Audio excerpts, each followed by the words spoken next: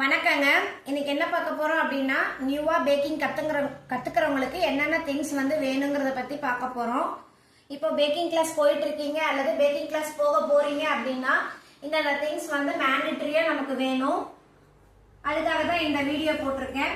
உங்களுக்கு நல்லா தெரியுங்கிறவங்க இந்த வீடியோ ஸ்கிப் பண்ணிடுங்க. நான் தெரியாதவங்களுக்காக தான் இந்த வீடியோ ஷேர் பண்றேன். இப்போ பார்த்தீங்கன்னா பேக்கிங் அப்படின்னாவே மெஷர்மெண்ட் தான் ரொம்ப முக்கியம். ஸோ ஃபர்ஸ்ட் நமக்கு என்ன தேவை அப்படின்னா மெஷரிங் கப்ஸ் அண்ட் ஸ்பூன் தேவை.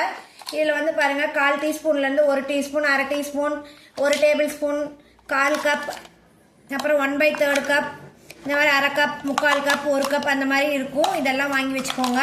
இந்த மாதிரி ஒரு செட்டாக வாங்கிக்கோங்க. யூஸ் பண்ணக்குள்ளேயும் இந்த செட்டில் இந்த 1/4 கப் யூஸ் பண்ணிட்டு வேறு செட்லேருந்து 1/2 கப் யூஸ் பண்ணிங்கன்னா மெஷர்மெண்ட் மாறிடும். ஸோ இந்த செட் அப்படின்னா இந்த செட்டை அப்படியே மெயின்டைன் பண்ணிக்கோங்க. இதுதான் மெஷரிங் கப். இந்த மாதிரி ஒரு பெரிய விஸ்க் ஒன்று வச்சுக்கோங்க. நமக்கு கரண்ட் போயிடுச்சு, எலக்ட்ரிக் மீட்டர் யூஸ் பண்ண முடியலன்னா இந்த விஸ்க் நமக்கு ரொம்ப ஹெல்ப்ஃபுல்லாக இருக்கும். அதுக்கப்புறமேட்டு பார்த்தீங்கன்னா மெயினாக என்ன வேணும், இந்த மாதிரி ஒரு மிக்சிங் பவுல் வாங்கிக்கோங்க. இந்த மாதிரி ஒரு மிக்சிங் பவுல் பெருசாக வாங்கிக்கோங்க. இது 2 லிட்டர் பிடிக்கிற மாதிரி இருக்கும்னு நினைக்கிறேன். இந்த மாதிரி ஒரு பவுல் வாங்கிக்கோங்க. அதுக்கப்புறம் இந்த மாதிரி 6 இன்ச் டின்னு வாங்கிக்கோங்க. அதுக்கப்புறம் இது 8க்கு 8 டின் ஒன்று இருக்குது. இது ஒன்று வாங்கி வச்சுக்கோங்க. இது ஸ்கொயர் கேக் பண்ணுறதுக்கு ஹெல்ப்ஃபுல்லாக இருக்கும். இது எல்லாமே 1 kg வரையும் பண்ணலாம். அதுக்கப்புறமேட்டு கேக் பண்ணுறதுக்கு என்னென்ன தேவைன்னு பார்த்தீங்கன்னா மெயினாக பேக்கிங் பவுடர் வேணும்.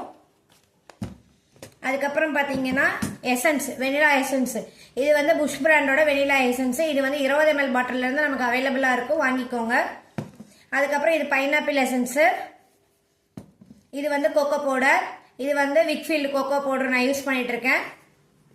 இது கேக் மிக்ஸ் இம்ப்ரூவர் இல்லைன்னா கேக் ஜெல் அப்படின்னு கேட்டால் கிடைக்கும். இது பியூரிக்ஸ் பிராண்டுக்கு ரொம்ப நல்லா இருக்கு. இல்லை டவர் ஜெல் அந்த மாதிரி நிறைய பிராண்டும் இருக்கு. ஆனால் இது நல்ல ரிசல்ட் கிடைக்குது. அதுக்கப்புறம் இது பார்த்தீங்கன்னா இது பேக்கர்ஸ் பிராண்டோட பேக்கிங் சோடா. நான் கவர்லேருந்து பிரித்து இந்த மாதிரி கொட்டி வச்சிருக்கேன். இது பேக்கிங் சோடா. இதெல்லாம் மேண்டேட்டரியாக வேணும். இந்த கேக் மிக்ஸ் இம்ப்ரூவர் ஆப்ஷனல் தான். கேக் ஜெல் மெத்தடில் கேக் செய்கிறீங்க அப்படின்னா இந்த ஜெல் யூஸாக இருக்கும். இல்லை நார்மலாக கேக் ஜெல் யூஸ் பண்ணலை அப்படின்னா இது தேவை கிடையாது. அப்புறம் மைதா மாவு நாகாஸ் பிராண்டு யூஸ் பண்ணுங்க. அதுதான் கேக் நல்லா வரும். அதுக்கப்புறம் கேக் ஐசிங் பண்ணுறதுக்கு என்ன தேவைன்னா மாலாஸ் பிராண்டோட நான் ஸ்ட்ராபெரி க்ரஷ் யூஸ் பண்ணியிருக்கேன். மாலாஸ் பிராண்டில் எல்லா க்ரஷுமே அவைலபிள் இருக்குது.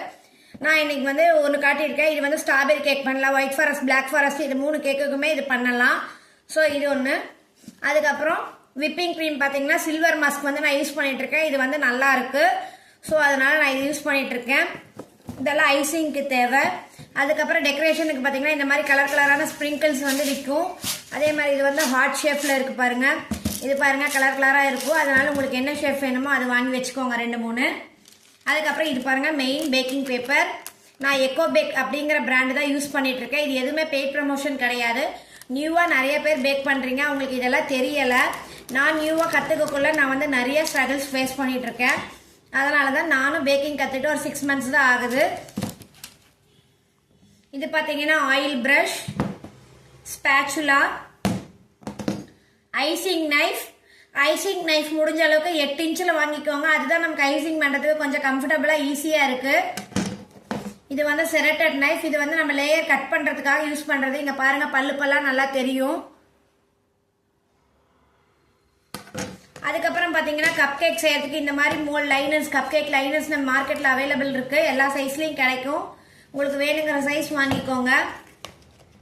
மெயினாக ஸ்வீட்டை, கேக்குக்கு உண்டான ஸ்வீட்டை என்ஹான்ஸ் பண்ணி கொடுக்கணும்னா 1 pinch அளவுக்கு உப்பு போடணும். இது நார்மலாக நம்ம வீட்டில் சமைக்க யூஸ் பண்ணுற உப்பு தான். இதெல்லாம் தான் மெயினாக நமக்கு தேவைப்படும். அப்புறமேட்டு டர்ன் டேபிள் ஒன்று தேவை. டர்ன் டேபிள் எப்படி இருக்குன்னா இங்கே பாருங்க. பார்த்தீங்கன்னா டர்ன் டேபிள் இது எப்படி இருக்குன்னா நம்ம ஐசிங் பண்ணுறதுக்கு ரொட்டேட்டிங் பண்ண ஈஸியாக இருக்கும். இது ஐசிங் பண்ணுறதுக்கு மெயினாக நமக்கு தேவை. இதெல்லாம் இருந்துச்சுனாவே போதும், நம்ம ஈஸியாக கேக் பிஸ்னஸ் வீட்டில் இருந்தே ஸ்டார்ட் பண்ணிடலாம். ரவுண்டு மோல்டு இருக்கு இல்லைங்களா, இந்த ரவுண்டு மோல்டை வச்சு நம்ம ஈஸியாக என்ன பண்ணலாம் அப்படின்னா 1 கிலோ அளவுக்கு கேக் நம்ம இதில் எக்லெஸ் கேக் அப்படின்னா 1 கிலோ அளவுக்கு நம்மளால பேக் பண்ண முடியும். எக் கேக் அப்படின்னா 1/2 kg அளவுக்கு பேக் பண்ணி எடுக்க முடியும். இதில் தாராளமாக நம்ம 1 kg ப்ரௌனி, 1 kg கேக் எல்லாமே நம்மளால பேக் பண்ணி எடுக்க முடியும்.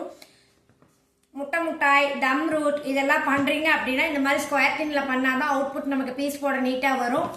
ரவுண்ட் கேக் வந்து பென்டோ கேக் இந்த மாதிரி எது செய்யறாங்களும் இந்த ரவுண்ட் கேக்கில் ட்ரை பண்ணி பாருங்கள். இதில் வந்து எல்லா சைஸ்லையும் கடையில் கிடைக்கும், நீங்கள் வாங்கி ட்ரை பண்ணி பாருங்கள். நான் பேசிக்காக எதுக்கு என்னென்ன யூஸ் ஆகுங்கிறத ஷேர் பண்ணியிருக்கேன். உங்களுக்கு யூஸ்ஃபுல்லாக இருந்திருக்குன்னு நினைக்கிறேன். வேறு ஏதாவது பேக்கிங்கில் ஏதாவது டவுட்னா என்கிட்ட கேளுங்க. எனக்கு தெரிஞ்ச விஷயங்களை நான் உங்க கூட ஷேர் பண்ணிக்கிறேன். ஏன்னா நானும் பேக்கிங்க்கு வந்து ஒரு 6 monthsல தான் நானும் பேக்கிங் கற்றுட்டு இப்போ வந்து சின்ன லெவலில் ஸ்டார்ட் அப் பண்ணியிருக்கேன். என்னோட பிராண்ட் பார்த்தீங்கன்னா எஸ்வி ஹோம்மேட் ஃபுட்ஸ்ன்னு சொல்லி நான் ஸ்டார்ட் பண்ணி ரன் பண்ணிட்டு இருக்கேன். வேணுங்கிறவங்க ஏதாவது டவுட்ஸ் இருந்தால் கேளுங்க, கமெண்ட் செக்ஷனில் கேளுங்க. கண்டிப்பாக எனக்கு தெரிஞ்ச ஹெல்ப் பண்ணுறேங்க.